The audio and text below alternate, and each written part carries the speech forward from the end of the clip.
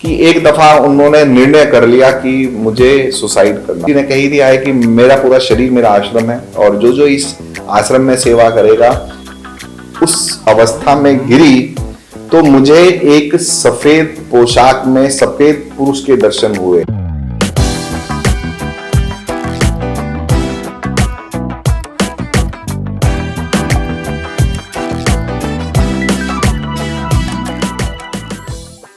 जय गुरुदेव, जय गोविंद। मैं आचार्य गुरुपीतानंद श्री धाम वृंदावन आनंदम धाम से गुरुदेव भगवान की असीम कृपा, जो मैं किसी की दी हुई कथा यानी कि किसी का अनुभव मैं आपके सामने प्रस्तुत कर रहा हूं और उन्होंने भी अपना अनुभव प्रस्तुत किया है। और ऐसी गुरु बहन है हमारी, उनका नाम है भावना।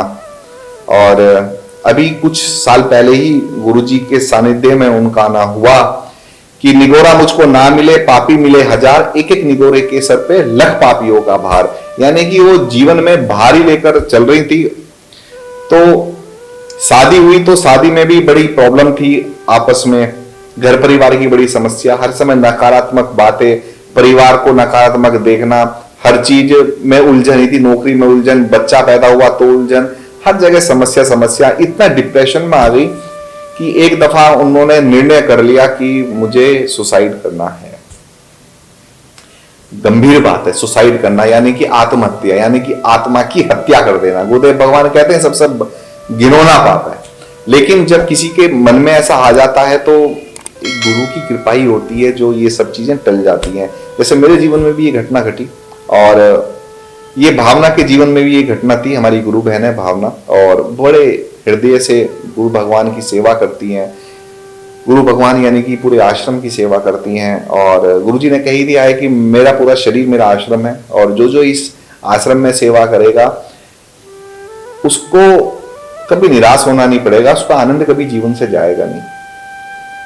ऐसे ही हुआ कि कुछ वर्ष पहले यानी कि 2-3 साल पहले की बात है कि बहुत ज्यादा परेशान हो गई और अपने आप पंखे में जो दुपट्टा होता है उसको बांध कर गले में डाल लिया और जैसे ही वो स्टूल हटाने का उन्होंने प्रयास किया तो दुपट्टा फट गया। और वो कह रहे हैं कि जब मैं उस अवस्था में गिरी तो मुझे एक सफेद पोशाक में सफेद पुरुष के दर्शन हुए और अलग सी छवि मुझे नजर आई, जैसे कि मुझे कोई मेरे साथ खड़ा हुआ है, ऐसी उनकी अनुभूति है। जब तक वो अभी तक वो गुरुदेव भगवान के दर्शन उन्होंने पाए नहीं है, एक झलक उनकी लगी। जैसे मैंने पहले भी आपको बताया कि गुरुदेव भगवान कहते कि तेरा मुझसे है पहले का नाता कोई।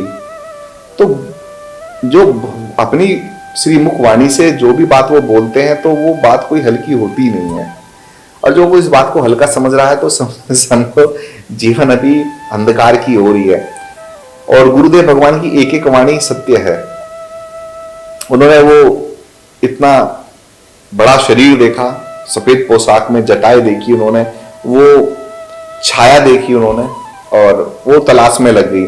तो वो गई हनुमान जी के मंदिर गई, जाती भी नहीं थी मंदिर। वो इतनी नकारात्मक ऊर्जाओं उन्होंने घेरा हुआ था कि बच्चा भी पैदा हुआ, उसके पैदा होते ही उनको डिप्रेशन की प्रॉब्लम हो गई। तो हर तरीके से ना नेगेटिव रिजल्ट, मतलब कि पति से भी इतना सपोर्ट था पर लेकिन कहां तक आदमी सपोर्ट करे, उनके साथ भी समस्या, यानी कि पारिवारिक जीवन बड़ा खिचपिच चल रहा था और कुछ काम भी ठीक नहीं चल रहा था। जब ये हादसा हुआ तो अपनी मम्मी से उन्होंने जिक्र किया कि ऐसे ऐसे मुझे महापुरुष के दर्शन हुए। और तो माताजी ने कहा कि मंदिर जाओ। मंदिर से वो राम दरबार को स्थापना कर दिया उन्होंने। मंदिर से लाकर एक राम विग्रह यानी कि पूरा दरबार उन्होंने स्थापित कर दिया। उसके बाद लेकिन उनके जो मन की जो प्यास है ना वो शांत नहीं हुई। फिर भी एक चिंता का विषय बना रहा कि वो जो छाया थी वो किनकी थी, प्रभु राम की थी या किसी और की थी, प्रभु राम की थी या किसी और की थी। अब कुछ समय बाद वो जुगेश्वरी हमारी गुरु बहन है और हमारे आचार्य जी हैं हिमांशु जी, उनकी माता जी हैं, और हमारी रामप्रिया बहन है, उनकी सासू माता जी हैं। बड़ा पूरा परिवार ही बड़ा भक्त है गुरुदेव भगवान के। और मतलब कि जो गुरुजी ने बोल दिया वो अटल है, मतलब कि उस वाणी के अलावा उनके पास कुछ और है नहीं। और बहुत प्रचार प्रसार करती माता जोगेश्वरी देवी जी, और हमारी बहन रामप्रिया और हिमांशु जी हमारे आचार्य जी। तो उनका जाना हुआ, उन्होंने गुरु चर्चा करी जोगेश्वरी बहन ने, और तो उनको बहुत ही पॉजिटिव फील हुआ। तो ये ना, जब कहीं आत्मा का मन लग जाए तो समझो कि कुछ काम बनने वाला है। मतलब एक शांति सी मिली। जैसे उन्होंने कहा गुरुजी के बारे में, गुरुजी का दर्शन कराया मोबाइल में, तो उनको वो सारी बातें ना फिर रिमाइंड हुई कि मैंने कुछ ऐसी ही छवि के दर्शन किए हैं। उन्होंने जोगेश्वरी जी से तो बताया नहीं, पर लेकिन उन्होंने माइंड में रख लिया कि हाँ, मुझे कुछ ऐसी ही छवि के दर्शन हुए। उन्होंने फिर तत्काल आचार्य जी से त्रिकाल संध्या ली और वो नियमित तौर पे उसको करने लगी। कुछ समय बाद भावना जी तो यही कहती हैं कि शायद गुरुजी मेरे लिए आए हैं छत्तीसगढ़। वैसे गुरुजी, मैं कह रहा हूँ, पिछले 5 साल में 1-2 दफा बीच में गए, आए और चले गए, और लेकिन अचानक उनका छत्तीसगढ़ जाना हुआ और आश्रम में काफी भीड़ लगी हुई थी। तो भावना को भी पता चला, ये भी गई वहां पे आश्रम में। तो गुरुजी को देखकर उनकी जो प्यास है वो समाप्त हो गई, और जो दिल में जो घबराहट थी वो खत्म हो गई। पूरा बॉडी कंपन करने लगा, और उनके मन से यही निकला कि जो छवि मैंने उस समय गिरते हुए देखी थी वो यही है जो सामने बैठे हुए हैं, गुरुदेव भगवान। और उस समय के बाद, गुरुजी के दर्शन के बाद, उनका चित्त शांत रहने लगा। जो डिप्रेशन की जो प्रॉब्लम है वो धीरे धीरे खत्म होने लगी, और परिवार में भी सुख शांति आने लगी। ऐसा भावना जी का अनुभव है, और ऐसा अनुभव सत्य है, क्योंकि मैंने ये अपने व्यक्तिगत जीवन में भी देखा है कि जब गुरुजी प्रवेश करते हैं जीवन में तो सारी नकारात्मक ऊर्जाएं चली जाती हैं।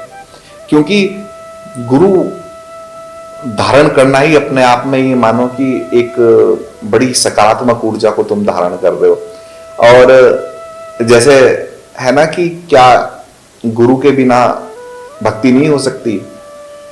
हाँ, हो तो सकती है, लेकिन व्यर्थ रहेगी भक्ति। क्योंकि जब गुरुदेव भगवान किसी विषय में बताते हैं तो वही मार्गदर्शन होता है। जब गुरुदेव भगवान वाणी सुनाते हैं वही मार्ग होता है भक्ति का। जो गुरुदेव भगवान मंत्रों का उच्चारण करने के लिए बोलते हैं वही मार्ग होता है भक्ति का और साधना का। गुरु जी को निहारना ही साधना है, गुरु जी की बात मानना ही साधना है। तो ऐसे भावना जी लगातार लगी रही गुरु भक्ति में, साधना में, क्योंकि आज्ञा गुरु नाम अविचारणीय, उनकी आज्ञाओं में लगी रही। और सही सच बात तो यह है कि हमारे आश्रम जो गुरुजी की परिकल्पना है, गुरुजी ने वो बनाया है हम सब बच्चों के लिए, उसका रख रखाव मैं जब भी देखता हूँ भावना जी को लगी रहती हैं सखियों के साथ, साफ सफाई में, सज सजावट में, हर प्रोग्राम को, हर गुरुदेव भगवान की परिकल्पना को, हर कोई भी यज्ञ हो रहा है उसमें जरूर उन्होंने पार्टिसिपेट करना। तो गुरु चर्चा करना इसलिए अति आवश्यक है, उससे मन के विकार और मन के मैल दूर हो जाते हैं। जय गुरुदेव, जय गोविंद। ये थी हमारी भावना जी की बहुत सुंदर गुरु चर्चा। आज उनका जीवन बहुत मंगलमय है और आप भी ऐसा अपना सुंदर जीवन बनाएं, दीक्षा पाएं और गुरुदेव भगवान के दर्शन अगर ना भी पहुंच रहे हो तो FB और YouTube के माध्यम पे एक सेवा तो ले ही लें, शेयरिंग की सेवा तो ले ही लें। जय गुरुदेव, जय गोविंद।